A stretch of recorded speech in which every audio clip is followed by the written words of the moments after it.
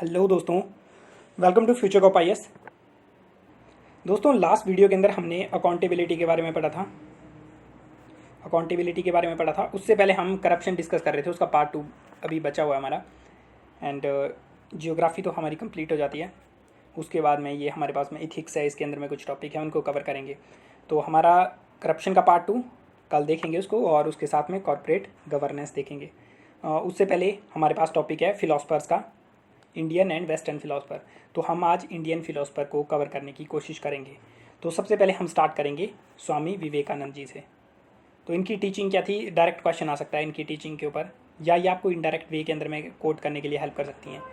Case study type की चीज़ों के अंदर में इनके कोट्स वगैरह यूज़ करने में काफ़ी हेल्पफुल होते हैं। जर्नल क्वेश्चन के अंदर में भी इनकी टीचिंग को आप यूज़ कर सकते हो।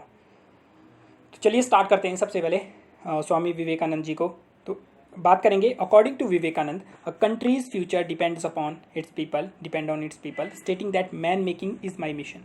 इनके द्वारा क्या बोला गया कि कंट्री का फ्यूचर जो लोग उसके अंदर में रह रहे हैं उनके ऊपर डिपेंड करता है। अभी आप सोच सकते हो, जिस टाइम ये बातें कर रहे हैं उस टाइम इंडिया के ऊपर ब्रिटिशर का कब्जा है, ब्रिटिशर रूल कर रहे हैं इंडिया के ऊपर, और इनके द्वारा उस टाइम ये बातें बोली गई कि पीपल जो है वही, क्योंकि इनके द्वारा देखा गया कि मतलब वहाँ पे जो था वो मुट्ठी भर जो लोग थे वो इंडिया के ऊपर, इतनी बड़ी वास्ट कंट्री के ऊपर करोड़ों लोगों के ऊपर कब्जा करके बैठे हुए हैं। तो इनके द्वारा इस चीज़ को काफ़ी ज़्यादा देखा गया कि क्या चीज़ें थी जो हमारे अंदर लैक हैं, कौन सी चीज़ें, किस टाइप की कोऑर्डिनेशन और क्या ज्ञान की आवश्यकता होनी चाहिए थी, किस तरीके से मॉडर्नाइज होना चाहिए था कंट्री को, जो कि चीज़ें कमी रह गई और इंडिया उसकी वजह से गुलाम बना हुआ है।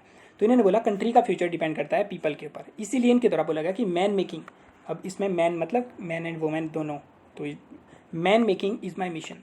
तो इनके द्वारा बोला गया कि इन लोगों को बनाना ही मेरा मिशन है, कि फ्यूचर जनरेशन के लिए एक मैन क्रिएट की जाए ऐसे। तो जो विवेकानंद जी थे इनका काफ़ी ज़्यादा इन्फ्लुएंस था। अगर हम अपने फ्रीडम स्ट्रगल की बात करेंगे तो उसके बाद में इनके द्वारा जो बातें बोली गई थी उनको काफ़ी ज़्यादा कोट किया गया। आगे आने वाले जो रिवोल्यूशनरीज होंगे वो काफ़ी ज़्यादा प्रभावित हैं इनसे, इनको कोट मिस कोट काफ़ी ज़्यादा किया गया। लेकिन एक बात मानने वाली है कि इनको काफ़ी ज़्यादा यूज़ किया गया स्वामी विवेकानंद जी को, रेडिकल के द्वारा भी, एंड जो हमारे पास में जैसे रिवोल्यूशनरीज होंगे उनके द्वारा भी, मॉडरेट के द्वारा भी, एक्सट्रीमिस्ट के द्वारा भी। तो इन ये जो थे एक न्यूट्रल वे के अंदर में इन्होंने सब चीज़ों के बारे में, सोशल रिफॉर्म के बारे में भी बोला, इन्होंने क्रिटिसाइज़ किया सोसाइटी को, और इनके द्वारा आगे इन्फ्लुएंस किया गया हमारी सोशल मूवमेंट को। उसके बाद में प्रेजेंट डे में भी काफ़ी ज़्यादा पॉपुलर है। तो इनके द्वारा बोला गया मैन को मेक करना, एंड रिलीजन इसमें सेंट्रल रोल प्ले करता है मैन को बनाने के लिए, stating to preach and to mankind their divinity. तो बेसिकली ये क्या फॉलो करते थे, आप जो भी देखोगे, मतलब बेसिक जो हिंदुइज्म की फिलॉसफी होगी जो बेस्ड होगी वो होगी हमारी वेदांता के ऊपर, वेदांत के ऊपर बेस्ड।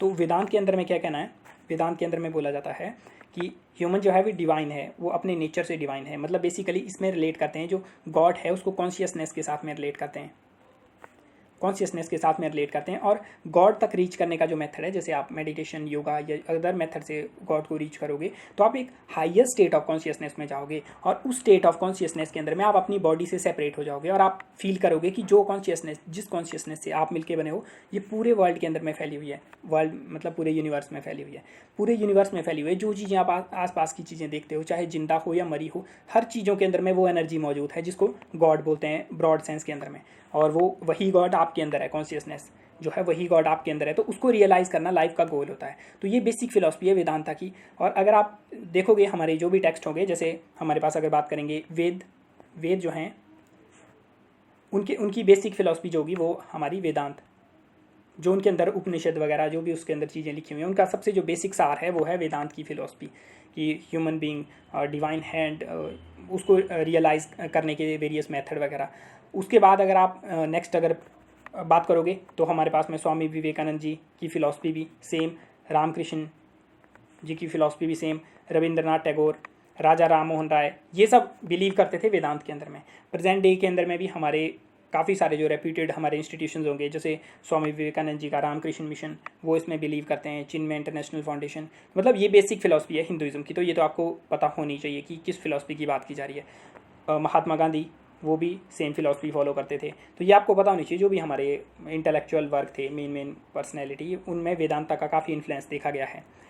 तो इनके द्वारा बोला गया कि उसको रिलीजन जो है उसी के लिए, रिलीजन का मतलब यही है कि आपको रियलाइज़ करना कि आपके अंदर में गॉडली क्वालिटीज़ हैं, तो उसको रियलाइज़ करना, उसके बाद में आपकी लाइफ काफ़ी ईजी बन जाएगी।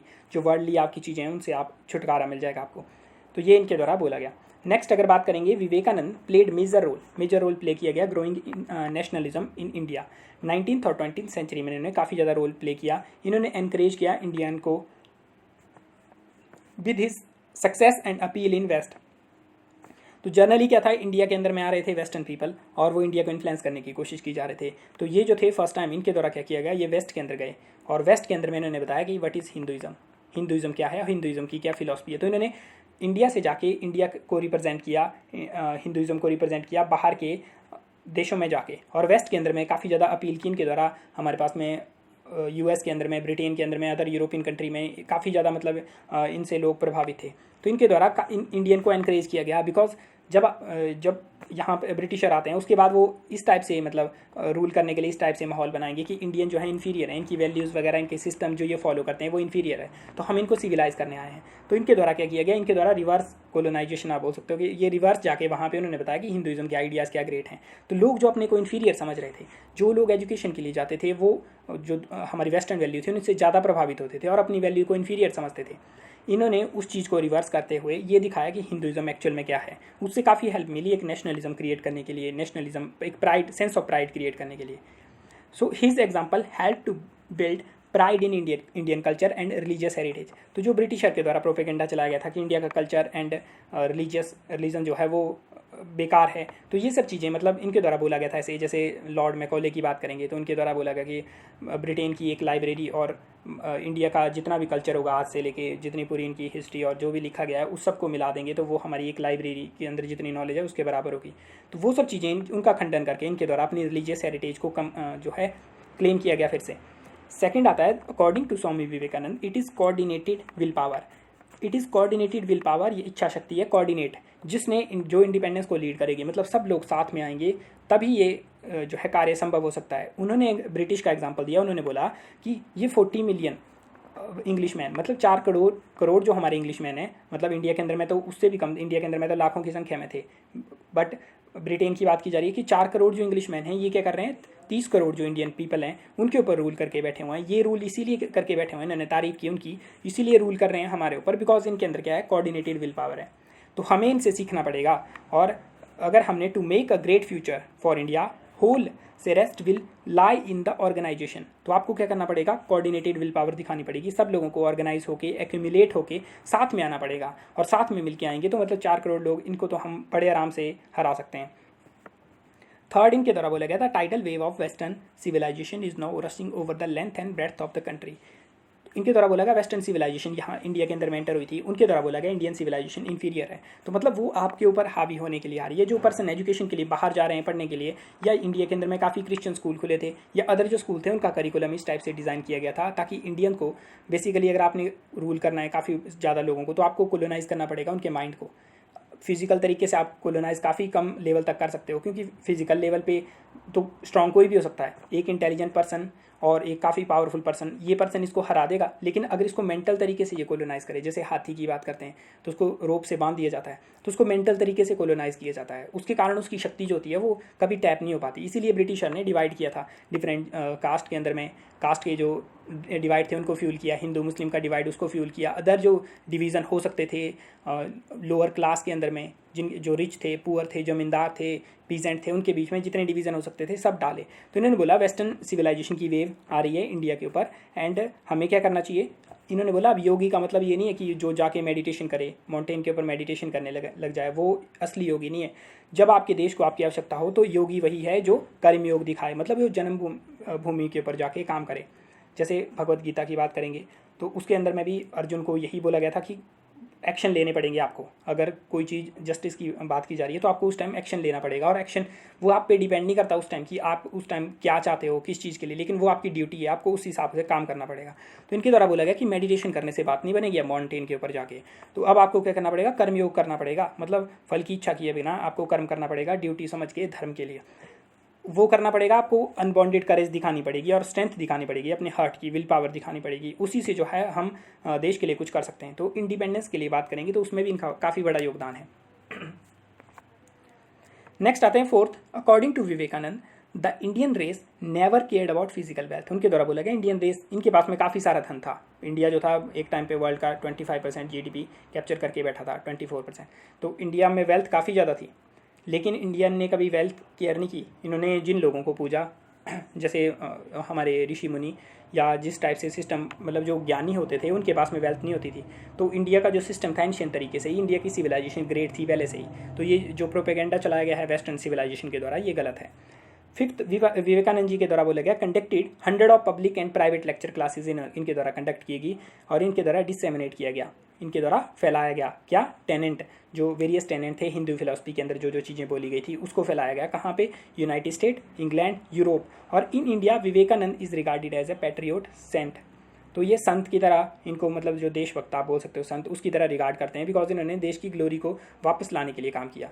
तो जैसा इनके द्वारा बोला गया था, इनके द्वारा कर्मयोग को आगे लेके जाया गया। अब बात करेंगे रिलीजन के ऊपर इनकी क्या थॉट थी। Religion played a major role in Vivekananda ideas. To Vivekananda religion was not only talks and doctrine and theory.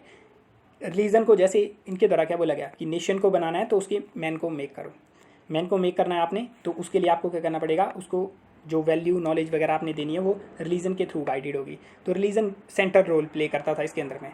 तो रिलीजन वाज नॉट कोई डॉक्ट्राइन या थ्योरी नहीं है कि आप मतलब उसको पकड़ के बैठ जाओ वो आपका रिलीजन है। जैसा हमने देखा था बुद्धिज्म के बारे में, तो बुद्धा के द्वारा क्या बोला गया था कि मैं तो सिर्फ तुम लोगों को जो डायरेक्शन दिखा रहा हूँ वो ऐसा है कि मैं अपनी उंगली कर रहा हूँ मैं स्टार्स की तरफ, कि वो डायरेक्शन है तुम्हारी। अगर तुम लोग इस उंगली को पकड़ के बैठ जाओगे तो वो तो बेवकूफ़ी है जो प्रेजेंट डे में हो रहा है, कि मतलब जो बेसिक फिलॉसफी बताई गई उसको आप मेन मान के बैठ गए।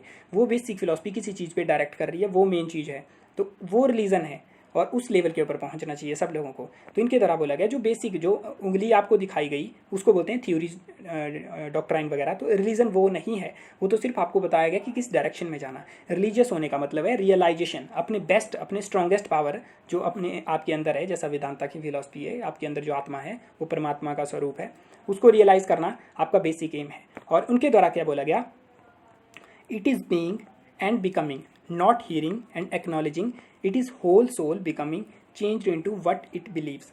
तो रिलीजन की अगर आप यहाँ पे डेफिनेशन की बात करोगे तो ये आप डेफिनेशन लिख सकते हो कहीं पे भी।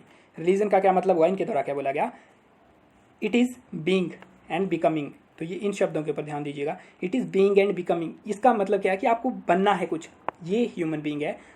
रिलीजन का मतलब है कि आपने कुछ किसी चीज़ में ट्रांसफॉर्म करना है अपने आप को। इसका मतलब ये नहीं है कि आपको हियर करना है कोई चीज़, या आपने एक्नॉलेज करनी है, किसी चीज़ की नॉलेज लेनी है, आपने किसी को बिलीफ मान लेना है। तो जैसा बुद्धिज्म के अंदर में बुद्धा के द्वारा बोला गया, उंगली के थ्रू डायरेक्शन दी जा रही है, तो इनके द्वारा क्या बोला गया, इट इज़ बिकमिंग। आपको क्या करना है, यहाँ से कन्वर्ट होकर गॉड की फॉर्म में बनना है। मतलब अपनी जो पोटेंशियल है आपका, उसके हाईएस्ट लेवल पे रीच करना है आपने, मतलब एक गॉड लेवल के ऊपर रीच करना है आपने, उसके लिए प्रैक्टिस करनी है आपने। और रिलीजन का ये मतलब नहीं है कि आपने सुनी कोई चीज़ें या एक्नॉलेज कर ली, जो मतलब रिलीजन के अंदर में बेसिक आपने फिलॉसफी फॉलो कर ली या उसकी जो किताबें वगैरह उनकी पूजा कर ली, वो रिलीजन का मतलब नहीं है। आपको क्या करना पड़ेगा, आपको बनना पड़ेगा आपको। It is the whole soul, जो आपकी सोल है उसको मतलब आपने बिल्कुल ट्रांसफॉर्म हो जाना। जिस चीज़ पे बिलीव करोगे उसके अंदर में ट्रांसफॉर्म आप हो जाओगे। तो बेसिकली जो वेदांता की बेसिक फिलॉसफी है, ह्यूमन बीइंग डिवाइन होता है। आपको प्रैक्टिस के थ्रू, मेडिटेशन, योगा प्रैक्टिस के थ्रू आपको रियलाइज़ करना है उसको, और आपने बिकम उसी फॉर्म के अंदर में बन जाना है। जैसे जैसे कॉन्शियसनेस के हाई अपर लेवल के ऊपर आप पहुंचते रहोगे तो दुनिया का जो एक्सपीरियंस है वो काफ़ी ज़्यादा डिवाइन बनता जाएगा, और एक लेवल के ऊपर ये छोटी मोटी जो चीज़ें होंगी, हेटेड, जेलसी वगैरह, ये सब खत्म हो जाएंगे, और उस टाइम पर्सन जो है वो गॉड के रूप में ट्रांसफॉर्म हो जाएगा। तो ये इनके द्वारा बोला गया कि ये बिकमिंग की प्रोसेस है रिलीजन। इसमें ऐसा नहीं कि आपने कोई डोगमा बना के बैठ गए किसी चीज़ के बारे में। जब बन जाओगे तो कोई डोगमा हो ही नहीं सकता, और जब तक नहीं बने तब तक वो रिलीजन ही नहीं है। He also felt religion is the gist of all worship to be pure and to be good to others। तो रिलीजन के अंदर में जो चीज़ें सब कुछ बताया गया है वो आपको प्योर बनना है और दूसरों के प्रति अच्छे बनना है, वो है मेन रिलीजन का सार। और उनके द्वारा एक कंसेप्ट भी दिया गया इनके द्वारा यूनिवर्सल रिलीजन का। विवेकानंद ने प्रीच किया कि यूनिटी ऑफ गॉड, सभी धर्मों के अंदर में जो गॉड की बात की गई है वो सेम तरीके का है, सभी रिलीजन एक ही डायरेक्शन में लेके जा रहे हैं। ही टोल्ड दैट दो द पाथ डिफरेंट हैं डिफरेंट रिलीजन के, लेकिन गोल उन सबका सेम है। उन्होंने ग्रेट इंपॉर्टेंस अटैच की यूनिटी ऑफ ऑल रिलीजन के लिए, फ्यूज़न इनटू यूनिवर्सल रिलीजन। तो इनके जो गुरु थे राम कृष्ण जी, उनका भी सेम फिलॉसफी थी, उनसे ही टीचिंग वगैरह ली थी इन्होंने, तो इनकी फिलॉसफी भी सेम आएगी उसके अंदर में। यूनिवर्सल रिलीजन की बात करेंगे ये। हिंदुज़म के प्रति इनके द्वारा क्या कंट्रीब्यूट किया गया, उन्होंने इंटरप्रेट किया एंशिएंट हिंदू स्क्रिप्चर को मॉडर्न थॉट्स के साथ में, कि मॉडर्न टाइम में उनकी क्या आवश्यकता हो सकती है, किस टाइप से उनका यूज़ किया जा सकता है, उसको इनके द्वारा इंटरप्रेट किया गया। इन्होंने डिफेंड किया प्रोपेगेंडा, जो क्रिश्चियन मिशनरी आए थे इंडिया के अंदर में कन्वर्जन करवाने के लिए एंड अदर चीज़ें, जो बोल रहे थे हमारी सिविलाइजेशन सुपीरियर है, उनकी जो चीज़ें उनके द्वारा बोली गई थी, अपने रिलीजन की बातें, कल्चर की बातें, इनके द्वारा उनको काउंटर किया गया। एंड इन्होंने इनके द्वारा क्या बोला गया, the Christian is not to become a Hindu and Buddhist, nor a Hindu or Buddhist to become a Christian. मतलब यहाँ पे ऐसा कुछ नहीं कि आपको क्रिश्चियन को हिंदू में बनना है या बुद्धिज्म में, मतलब किसी को कन्वर्ट होने की कोई आवश्यकता नहीं, बेसिकली ये बोला जा रहा है इनके अंदर में। But each must assimilate the spirit of other. इनके द्वारा क्या बोलेगा, कन्वर्जन से कुछ नहीं होने वाला कि आप इसमें कन्वर्ट हो गए, कोई बेटर नहीं है इनके अंदर में, सब समान रूप से हैं, कन्वर्जन से कुछ नहीं होने वाला। लेकिन जो बेसिक स्पिरिट है, जो बेसिक टेनेंट्स हैं किसी चीज़ के, या कोई पॉजिटिव चीज़ है उसके अंदर में, या आपका जो बेस है, जो आपकी सोल है, अगर वो असिमिलेट हो जाए एक दूसरे के प्रति, मतलब एक लव रिस्पेक्ट क्रिएट हो जाए, अच्छी चीज़ें दूसरे रिलीजन से सीख लो, आप अपनी जो इंडिविजुअल आइडेंटिटी, आप हिंदू बने रहो, मुस्लिम बने रहो, क्रिश्चियन बने रहो, कुछ भी बने रहो, लेकिन एक जो बेसिक लेवल का हमारे पास में जो स्पिरिट है, जो सोल है, या जो अच्छी अच्छी चीज़ें हैं दूसरे रिलीजन की, उनको लर्न करके असिमिलेट कर लो अपने वाले रिलीजन के अंदर में, और अपने अपने पाथ से जो जो आपको पाथ अच्छा लगता है उससे ग्रोथ की तरफ जाओ। बेसिकली क्या बोला जा रहा है इनके द्वारा, डिफरेंट रिलीजन क्या है, जैसे बुद्धा के द्वारा उंगली दिखाई गई कि वो वहाँ पे चांद है, सबको चांद के ऊपर पहुँचना है, कोई भी रिलीजन है, ऐसा बोला गया इनके द्वारा। और जो उंगलियाँ दिखाई जा रही हैं वो डिफरेंट डिफरेंट रिलीजन है, तो इनके द्वारा बोला गया कि आप अपनी उंगली से जाओ, चाहे किसी की उंगली से भी जाओ, जाना तो यही है। तो अच्छी अच्छी चीज़ें एक दूसरे की साथ में असिमिलेट कर लो, बिकॉज इनका तो कोई मतलब नहीं है, जो ये मतलब बुकिश नॉलेज या जो भी आपने बनाया हुआ है, चाहे आप किसी भी रिलीजन से ताल्लुक़ रखते हो, उसका कोई मतलब नहीं है। वो तो एक तरीके से इमेजिनरी चीज़ें हैं, वो तो दिखाया, आपको डायरेक्शन दी गई है उसके थ्रू, रीच तो आपको यहीं पे करना। जब यहाँ पे पहुँच जाओगे तो ये सब चीज़ें ऑटोमेटिकली ख़त्म हो जाएंगी। तो इनके द्वारा यही बोला गया, एक्सेप्ट करो आसपास की चीज़ों को एंड ग्रोथ के पाथ पे आगे जाओ। Swami Vivekananda constituent endeavour to free religion from superstitions, जो रिलीजन के अंदर में जैसे अनटचेबिलिटी वगैरह इन्होंने डाल के रखी है, या अदर डोगमा होंगे उनसे फ्री करवाने के लिए इनके द्वारा ट्राई किया गया, मतलब साइंटिफिक वे के अंदर में रिएक्ट करने के लिए इनके द्वारा बोला गया, और इसीलिए इनको ग्रेट रिफॉर्मर भी बोला जाता है। कास्ट सिस्टम की बात करेंगे तो इन्होंने वर्ना सिस्टम को सपोर्ट किया और डिस्क्राइब किया, जैसा वेद के अंदर में दिखाया गया था, जैसे unfolding the advantage of caste system, he told that division of labor is the greatest blessing of this system, it will lead to excellence in any profession। तो बेसिकली क्या बोला जा रहा है इनके द्वारा, अगर आप समझोगे प्रेजेंट डे का स्ट्रक्चर कैसे समझते हैं, सेपरेशन ऑफ पावर, जिसके अंदर में हमारे डिफरेंट सेक्ट के अंदर में डिवाइडेड होता है। जैसे मान लो हमारे पास एग्जीक्यूटिव के पास में पावर होती है, पार्लियामेंट के पास पावर होती है, फिर जैसे यूएस में कंप्लीट सेपरेशन ऑफ पावर है, तो प्रेसिडेंट अलग होता है, वो मेंबर नहीं होता हमारे पास कांग्रेस का, यहाँ पे जुडिशरी है, तो मतलब सबकी पावर सेपरेट है। तो इसके अंदर में सेपरेशन है पावर के अंदर में, किसी को किसी की पावर, मतलब ज़्यादा पावर नहीं होनी चाहिए किसी के पास में भी, बेसिकली इस टाइप की बातें बोली गई हैं। तो उससे अगर आप रिलेट करोगे वर्ना सिस्टम को, तो उसके अंदर में जैसे ब्राह्मण के मतलब कि उसके पास में नॉलेज होगी, पर बट उसको क्या बोला गया, तुम संपत्ति ग्रहण नहीं कर सकते या राज नहीं कर सकते, तो मतलब आपको सेपरेट करके रखा गया। आप पावर आपके पास भी ज़्यादा नहीं होगी, राजा के पास में पावर होगी, लेकिन ज्ञान के लिए उसको क्या करना पड़ेगा, ब्राह्मण के पास में झुकना पड़ेगा। तो ऐसी कंडीशन के अंदर में सेपरेट, आपका डोमेन सेपरेट, आपका सेपरेट है, तो ऐसा नहीं होगा एब्सोल्यूट पावर किसी के पास नहीं होगी। सेकेंड चीज़ इसमें क्या आएगी, हमारे पास वैश्या शूद्रा, तो इसमें था कि एक स्पेशलाइजेशन आपको मिलेगी। जैसे मान लो फादर किसी का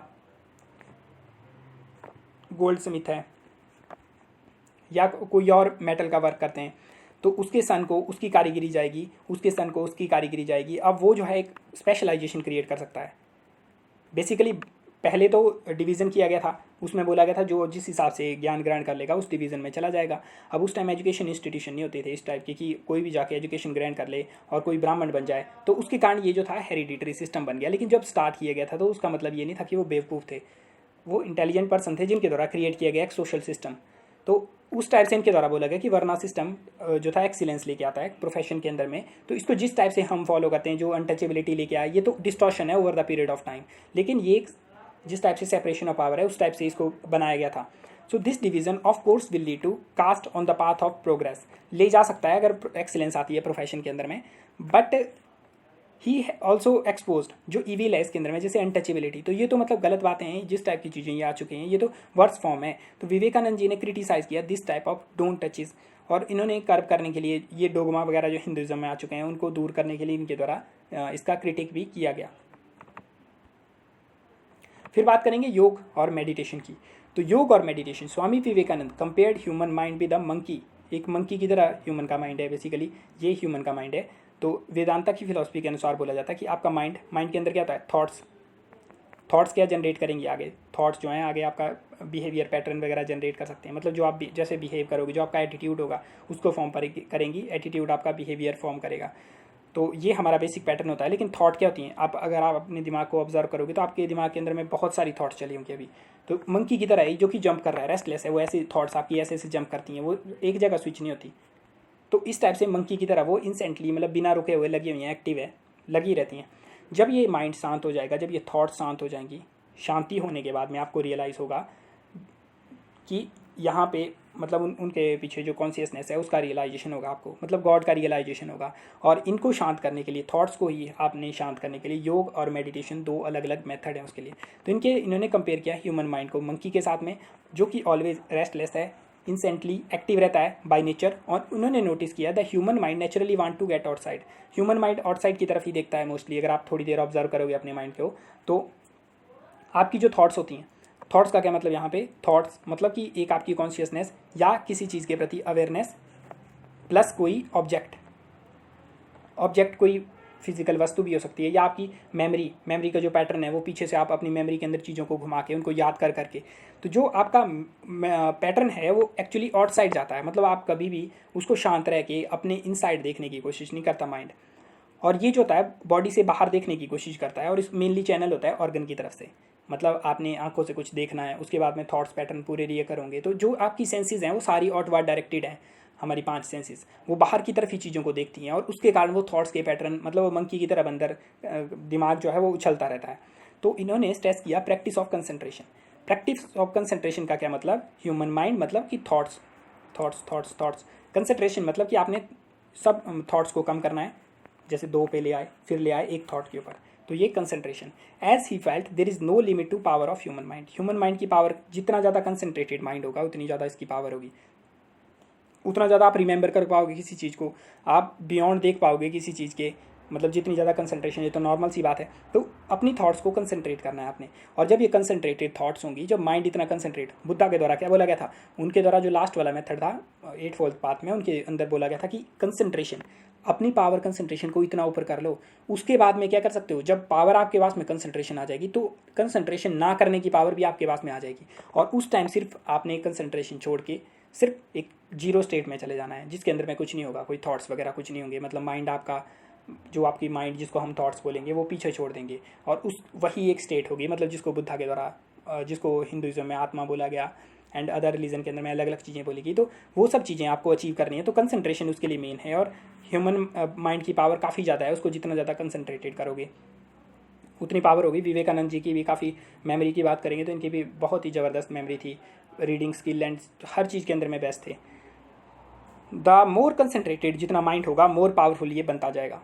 स्वामी विवेकानंद जी ने सुजेस्ट किया not to do anything which disturb the mind. तो ऐसी चीज़ें मत करो जो माइंड को डिस्टर्ब करती है और इसको रेस्टलेस बनाती है। रेस्टलेस कैसे, जैसे मान लो प्लेजर के पीछे पड़ना, तो नॉर्मल तरीके से कोई, जैसे अगर खाने की बात करेंगे तो खाने के अंदर में भी रेस्टलेस तरीके से जीभ के स्वाद के लिए, अपने सेंसेस के स्वाद के लिए आगे उसके लिए दौड़ना। जितना ज़्यादा दौड़ोगे उतना ज़्यादा माइंड रेस्टलेस बनता जाएगा, ये नई नई चीज़ों को खोजता रहेगा। जितना आप इन प्लेजर के अंदर में ज़्यादा इंडल्ज करोगे उतना ज़्यादा आप डूबते जाओगे उसके अंदर में। जिस चीज़ के पीछे आप ज़्यादा उसका मतलब एक तरीके से ग्रीड करोगे, वो सब चीज़ें आपके दिमाग को रेस्टलेस बनाएंगी। और जो थॉट्स हैं, अगर आप उनको कंट्रोल नहीं कर पा रहे हो, अपनी कंसंट्रेशन को कंट्रोल नहीं कर पा रहे, तो फिर वो तो लाइफ ही नहीं बनती इनके अनुसार। वो लाइफ मतलब उसको बेसिक लाइफ नहीं बोल सकते। तो सबसे पहले आपको वो स्टेट अचीव करनी चाहिए, उसके बाद आपकी लाइफ स्टार्ट होगी ओरिजिनल। फिर आता है concept of universalism. So he told the story of frog. उनके द्वारा फ्रॉग की स्टोरी बताई गई, जो कि एक वेल के अंदर रहता है, लंबे समय से वेल में रह रहा है और वहीं पे बॉर्न हुआ, वहीं पे ब्रॉटअप हुआ, और वो सोचता है कि सिर्फ वही वेल जो है, मतलब इससे बिगर तो कुछ भी नहीं है, यही सारा वेल है। तो ये बोलते हैं मैं हिंदू हूँ एंड आई एम सिटिंग, मैं अपने लिटल से वेल के अंदर में बैठा हुआ और सोच रहा हूँ कि पूरा वर्ल्ड यही है, जो मैंने सोचा वो यही है। एंड क्रिश्चियन अपने वेल में बैठा हुआ है और वो सोच रहा है पूरा वर्ल्ड यही है, और जो मोहम्मदन जो है मुस्लिम अपने वेल के अंदर बैठा हुआ और सोच रहा है कि पूरा वर्ल्ड इसी वेल के अंदर है। तो इनके द्वारा बोला गया according to Vivekananda, we must not only tolerate, हमें दूसरों को सिर्फ टॉलरेट नहीं करना चाहिए कि हम दूसरा रिलीजन है चलो अच्छी बात है, बट पॉजिटिवली हमें एम्ब्रेस करना चाहिए उसको, बिकॉज सब रिलीजन एक ही तरफ लेके जा रहे हैं, ट्रुथ को सीख करने की बात कर रहे हैं। तो इसीलिए हम सबको रिलीजन को अपनी इंडिविजुअल आइडेंटिटी तो मेंटेन करके रखनी चाहिए, ऐसा नहीं मतलब कि कन्वर्ट कर जाओ, आप अपनी इंडिविजुअल आइडेंटिटी को मेंटेन रखो, बट दूसरों को भी आप एम्ब्रेस करो, रिस्पेक्ट करो उनको भी, बिकॉज वो भी सेम चीज़ को फाइंड करने की कोशिश कर रहे हैं, मेथड अलग है। फिर आता है next social service. According to Vivekananda an important teaching he receive from Ramakrishna was that jiva is Shiva, मतलब जो पर्सन है वही शिव है, मतलब ईच इंडिविजुअल डिवाइन है अपने आप में ही, और सो ही स्ट्रेस्ड ऑन किस चीज़ के ऊपर में, शिवा जाने Shiva seva jiva seva, to serve the common people considering them as manifestation of God. तो आप लोगों को सर्व करो, उनको गॉड की मैनिफेस्टेशन मानो, और इसी से अगर आप गॉड लोगों को सर्व करते हो तो आप गॉड को सर्व कर रहे हो। According to Vivekananda man potentially divine है, और वो सर्व मतलब आप मैन को सर्व करना मतलब गॉड को सर्व करना।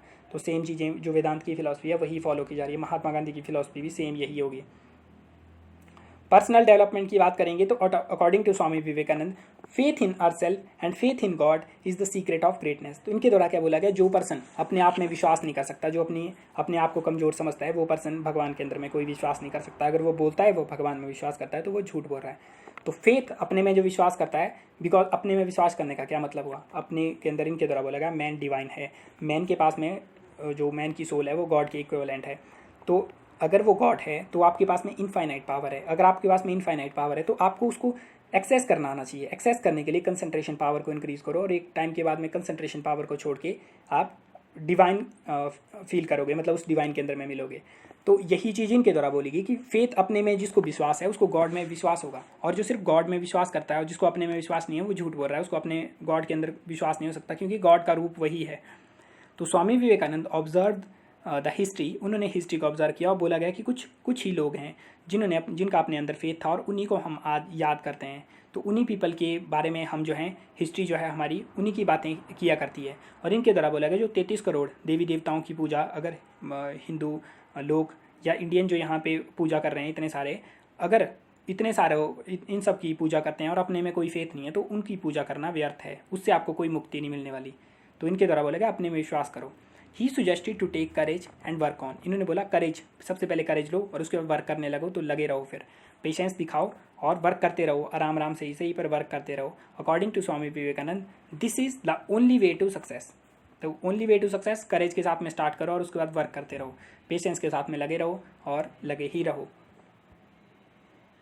स्वामी ji on education, the education is not amount of information. तो एजुकेशन के बारे में इनके द्वारा क्या बोला गया कि ये इन्फॉर्मेशन कलेक्ट करने की बात नहीं है, that we put in to our brain and run rights there. तो इन्के द्वारा क्या बोला गया एजुकेशन अपने दिमाग में लोगे, उसके बाद दिमाग के अंदर में चली रहती है इन्फॉर्मेशन आपकी घूमती रहती है।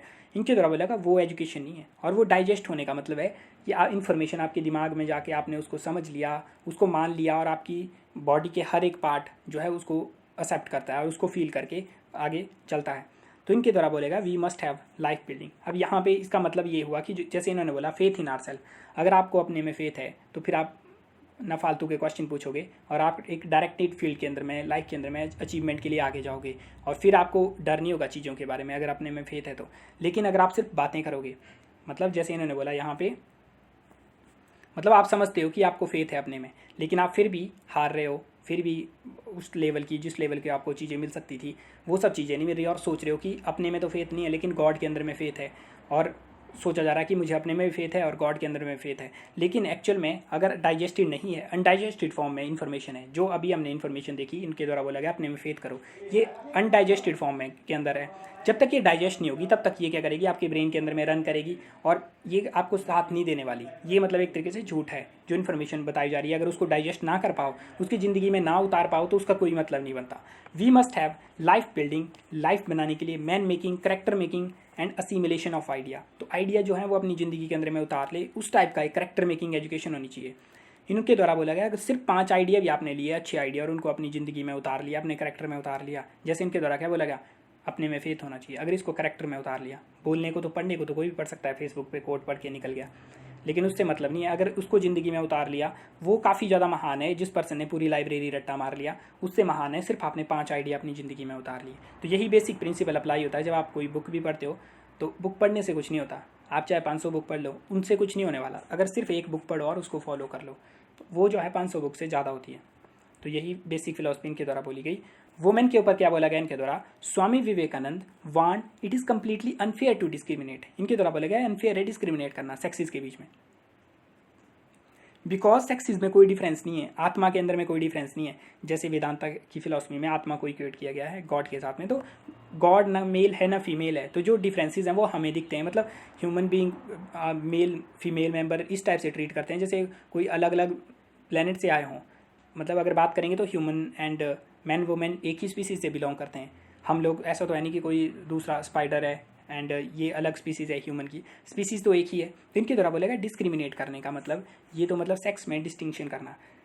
कुछ फील्ड के अंदर में डिस्टिंक्शन होती है, लेकिन हर चीज़ के अंदर में डिस्टिंक्शन करना और इन्फीरियर समझना वुमेन को, जिस मतलब उस टाइम की बात की जा रही है, उस टाइम काफ़ी ज़्यादा इन्फीरियर समझते थे। आज उतनी बुरी हालत नहीं है, लेकिन फिर भी आज भी काफ़ी ख़राब हालत है।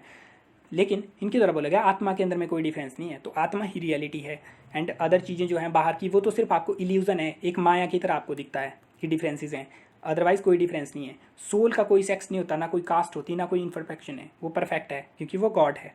He suggested not to think that there are man and women. उन्होंने बोला मैन एंड वुमेन की तरह मत सोचो कि वो मैन है वो वुमेन है, लेकिन ह्यूमन बीइंग है सब, तो ह्यूमन बीइंग की तरह समझो। उससे जब आप किसी चीज़ को डिसाइड करने लगोगे तो जो हेट्रेड होगा, जो आप चीज़ों के बारे में गलत सही सोचोगे, वो सब चीज़ें खत्म हो जाएंगी। और it is impossible to get back, India की लॉस्ट प्राइड को गेट बैक करना काफ़ी मुश्किल है, ऑनर को, अनलेस ट्राई टू बेटर हम वुमेन की कंडीशन को अच्छी करें। Vivekananda ji consider man and women as 2 wings of bird. एक बर्ड की 2 पंख हैं, बर्ड का भी फ्लाई नहीं कर सकता अगर सिर्फ एक ही पंख से फ्लाई करने की कोशिश करेगा। तो इनके द्वारा बोला गया कि हम जो हैं वेलफेयर ऑफ वर्ल्ड तभी कर सकते हैं जब वेलफेयर ऑफ वुमेन करेंगे। Vivekananda felt in India there are 2 great evil.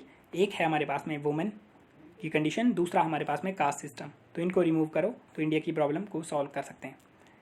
अब इनके कुछ कोट देख लेते हैं। तो फर्स्ट आता है कि never say no, never say I can not, you are infinite, all the power is within you, you can do anything. जब भी आप इस टाइप की चीज़ों को पढ़ते हो, अगर जैसे इनके द्वारा क्या बोला गया कि अगर आप सिर्फ रियलाइज़ भी कर लो इसको और अपनी लाइफ के अंदर में उतार लो तो आपकी लाइफ कंप्लीटली चेंज हो सकती है। जर्नल कंडीशन में क्या करते हैं कि कोट पढ़ लिया, हाँ बहुत अच्छी बात है, और थोड़ी देर के लिए सोच लेना कि हाँ मैं तो इनफाइनाइट हूँ एंड सारी पावर मेरे अंदर है। कोट जो होता है वो जब भी किसी पर्सन के द्वारा कुछ कोई चीज़ बोली गई या किसी उसकी जो बुक्स वगैरह वहाँ से कोई चीज़ उठाई गई, तो वो सिर्फ एक स्टेटमेंट है। इसके बैकिंग के लिए, अगर इसको समझाने के लिए पीछे जो थीसिस होगी, मतलब इस पर्सन ने जो रिसर्च करके जो थीसिस लिखी हुई है वो काफ़ी बड़ी होंगी इसके पीछे में। आपको कभी भी कोई चीज़ समझ नहीं आएगी ज़िंदगी में, करैक्टर में नहीं उतार पाओगे जब तक आपको वो पूरी थीसिस ना पढ़ लो कि ये कोट कहाँ से आया, किस लेवल के ऊपर बोला गया, क्यों चीज़ों के बारे में बोला गया। पढ़ना काफ़ी आसान होता है, जैसे इन्होंने बोला दिमाग के अंदर में इन्फॉर्मेशन लेना और उसके बाद में फिर वो फाइट होती रहती है दिमाग में और वो काम नहीं आती। लेकिन अगर रियलाइजेशन हो जाती है किसी चीज़ के लिए, जैसे अगर मान लो इस कोट को भी रियलाइज़ करना हो तो ये टेक कर सकता है 1 साल 2 साल, या हो सकता है ज़िंदगी भर रियलाइज़ ना हो कभी भी। तो इस टाइप की चीज़ों के लिए अगर आपको किसी चीज़ को समझना हो तो स्टडी करते रहना चाहिए कंटिन्यूसली।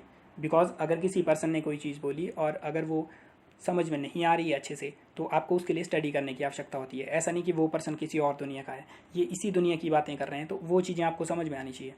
क्योंकि बेसिकली नॉर्मल पर्सन को ना आए समझ वो अच्छी बात है, लेकिन अगर आपकी बात करेंगे, आप एक एजुकेटेड पर्सन जो कि देश का फ्यूचर बनाने वाले हैं, और मतलब बोल सकते हैं कि इतना सारा स्टडी करने के बाद भी ये सब चीज़ें ना आए, उस टाइम के स्कॉलर की बातें इस टाइम के स्कॉलर को समझना है, तो वो अच्छी बात नहीं है। तो नेवर से नो एंड से आई कैन नॉट। तो इनके द्वारा बोलेगा यू आर इनफाइनाइट, बिकॉज आप पार्ट हो गॉड का, आपके अंदर में गॉड है, आपको रियलाइज़ करना है, उसके लिए आपको प्रैक्टिस करनी है। पूरी लाइफ पर जो नॉलेज आपको दी जाती है वो गॉड की तरफ लेके जाती है। गॉड परफेक्ट है, वो हर चीज़ को अच्छे तरीके से हैंडल कर सकता है, तो आप इनफाइनाइट हो। अब आप रियलाइज़ नहीं करोगे, मंकी माइंड के साथ में घूमते रहोगे, कभी उसको कंसंट्रेट नहीं कर पाओगे, तो आप मंकी रहोगे और सारी पावर जो आपके अंदर है उसको आपको एक्सेस करना आना चाहिए। उनको एक्सेस कर पाओ तो आप कुछ भी कर सकते हो दुनिया के अंदर में। तो ये इनके द्वारा बोला गया। The greatest sin is to think yourself weak. तो ये भी सेम चीज़ इसी के ऊपर बोला गया कि अगर आपके अंदर गॉड है, तो अगर आप अपने आप को वीक समझ रहे हो तो ये तो सबसे बड़ी सीन है आपकी। नेक्स्ट आता है my life is more precious than the spending it in getting the admiration of the world.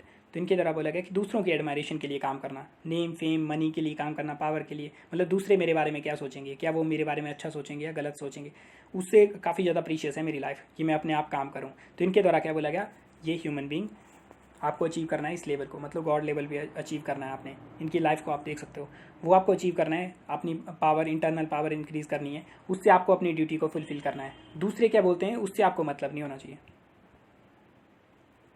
फिर आता है you can not believe in God until you believe in your self. तो ये सेम चीज़ हमने देख ली पीछे कि गॉड के अंदर में तभी बिलीव कर सकते हैं अगर आप अपने आप में बिलीव करते हो।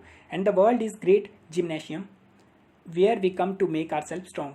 तो वर्ल्ड जो है आपको एक जिम की तरह देखने को मिलेगा, जहाँ पे जाके आप एक्सरसाइज करोगे और नई नई चीज़ें सीखोगे, डाइवर्स फील्ड के अंदर अपनी पर्सनैलिटी को डेवलप करोगे और अपने आप को स्ट्रॉन्ग बनाओगे। नेक्स्ट वीडियो के अंदर हम इनके गुरु के बारे में बात करेंगे, रामकृष्ण परमहंस जी के बारे में। Thank you.